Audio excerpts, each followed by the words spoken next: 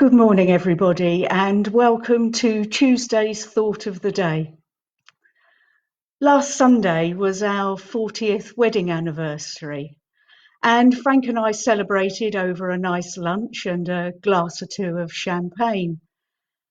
It wasn't quite the celebration that we had planned with family and friends, but it was lovely all the same, and it was good to be together.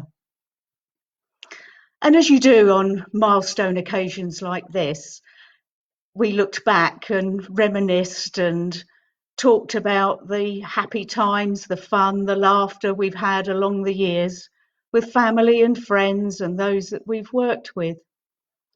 And likewise, we talked about the sadness and unhappiness when we've lost people, when there's been the ups and downs in our life.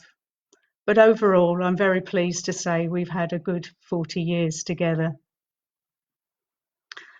And during this lockdown, it's made me think about when we were talking about those down times. If we believe the news outlets, everything is doom and gloom, full of despair, and very little hope at the moment. But I can tell you that the reality is vastly different, because there's hope all around us, because God is with us.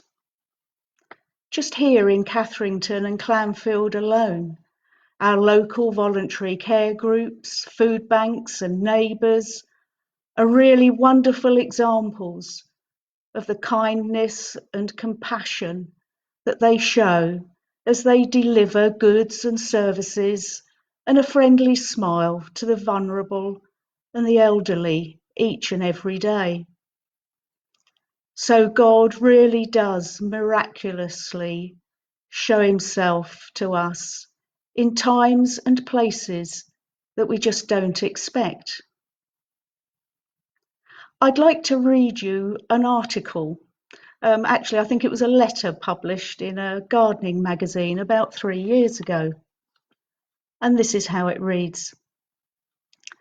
Seedlings from 6 ginkgo biloba trees that grew near the center of the 1945 atomic blast in Hiroshima, Japan, and which still survive to this day, are now growing in Manchester.